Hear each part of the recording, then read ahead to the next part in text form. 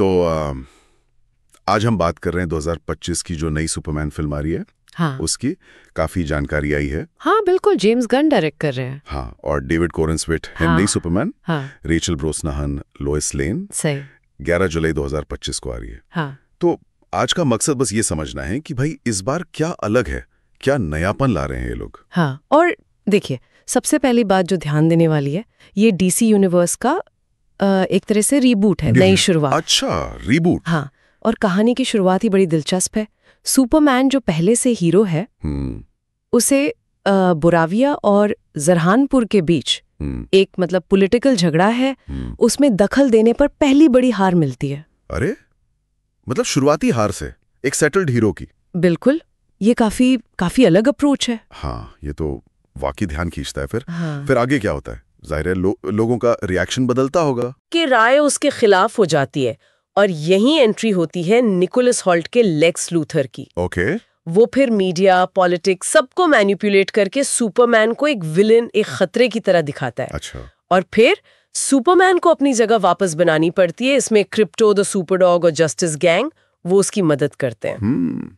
तो ये जो शुरुआती हार है, हाँ। ये शायद उसके कैरेक्टर आर्क के लिए जरूरी है, उसे और मजबूत दिखाने के लिए। बिल्कुल, लगता तो यही है। मतलब सिर्फ फिजिकल ताकत नहीं, बल्कि वो भरोसा वापस जीतना, वो उसकी असली लड़ाई है। सही। किरदारों की बात चली है तो डेविड कॉरेनस्वेट के सुपरमैन में क्या खास बताया जा रहा है? कैसा है उनका टेक? कॉरेनस्वेट के सुपरमैन के बारे में कहा जा रहा है कि उसमें एक गर्मजोशी है, वार्मथ है, थोड़ी वल्नरेबिलिटी, मतलब वो थोड़ा कमजोर भी दिखता है कहीं कहीं। अच्छा। और साथ में नैतिक मजबूती तो है ही। मतलब एक बैलेंस है। वो सिर्फ सुपर पावरफुल नहीं, दयालु भी है। और लोइस लेन, रेचल ब्रोसनाहन, उनकी लोइस लेन काफी तेज तर्रार, निडर बताई गई हैं, और कहानी को एक इमोशनल एंकर देती हैं वो।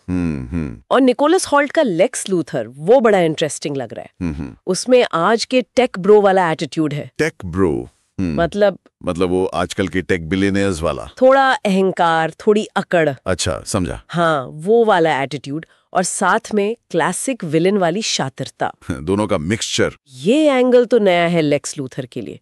क्या ये इसे सिर्फ अमीर और बिगड़ैल दिखाता है, या उसकी विलेनी में कुछ और भी है? नहीं, सूत्रों के हिसाब से ये सिर्फ दिखावा नहीं है, ये उसके कैरेक्टर का हिस्सा है। वो कैसे टेक्नोलॉजी, मीडिया, पैसे का इस्तेमाल करके मतलब दुनिया को कंट्रोल करना चाहता है।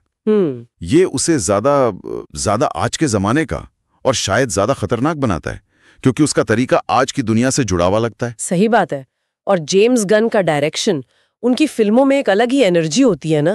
बिल्कुल, यहाँ भी बताया गया है कि डायरेक्शन बहुत डायनामिक है, दिल को छूने वाला है, विजुअली ऐसा जैसे कॉमिक बुक के पन्ने ही स्क्रीन पर आ गए हों। सिनेमैटोग्राफर हेनरी ब्राम है, उन्होंने चमकीले रंग, फुर्तीला कैमरा वर्क, ये सब इस्तेमाल किया है। कोई खास सीन जो बताया गया हो? हाँ, कुछ एग्जाम्पल दिए हैं। जैसे एक लड़ाई के बीच में सुपरमैन एक गिलहरी को बचा रहा है। अरे वाह। हाँ, या फिर लॉयस के साथ उसके उड़ने वाले सीन, वो बहुत ग्रैंड भी हैं और साथ में इंटीमेट भी लगते हैं। ये छोटी छोटी चीजें ही कैरेक्टर बनाती हैं, सिर्फ बड़ा एक्शन नहीं। बिल्कुल, और यही बात फिल्म के थीम्स में भी दिखती है, मतलब उम्मीद बनाम निराशावाद। सुपरमैन की अपनी जड़ें, वो एक इमिग्रेंट है, उसका नैतिक संघर्ष, और चुनाव परिवार, मतलब क्रिप्टो और जस्टिस गैंग के साथ उसका बॉन्ड। राइट। इन सब पर भी फोकस है। और जॉन मर्फी का म्यूजिक, वो भी क्लासिक सुपरमैन थीम में पंक रॉक फ्लेवर मिला रहा है, इसी कॉन्ट्रास्ट को दिखाने के लिए शायद। तो मतलब ये सिर्फ एक सुपर हीरो कहानी नहीं है, ये आज की दुनिया में उम्मीद, पहचान, इन सब की बात कर रही है। हाँ बिल्कुल। और सुनने में आया है कि शुरुआती रिएक्शंस भी अच्छे हैं, रेटिंग्स वगैरह। हाँ, शुरुआती रिव्यूज में 45 रेटिंग्स मिली हैं, और बॉक्स ऑफिस पर भी शुरुआत अच्छी रही है। भारत में पहले दिन करीब 6.9 करोड़। अच्छा। और ग्लोबल ओपनिंग वीकेंड करीब $55 मिलियन का रहा। तो लगता है दर्शकों को ये नया नजरिया पसंद आ रहा है। बढ़िया। तो कुल मिलाकर ऐसा लग रहा है कि ये 2025 की सुपरमैन एक ताजीज, हिम्मत वाली कोशिश है।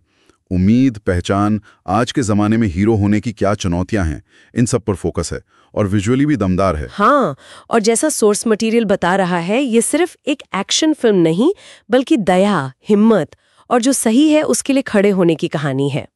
इससे एक सवाल जरूर मन में आता है कि फिल्म दिखाती है कि सुपरमैन को पब्लिक ओपिनियन और राजनीतिक चालों से जूझना पड़ता है।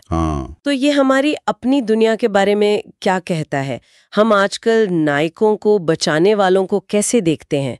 अक्सर मीडिया और पॉलिटिक्स के लेंस से। सोचने वाली बात है।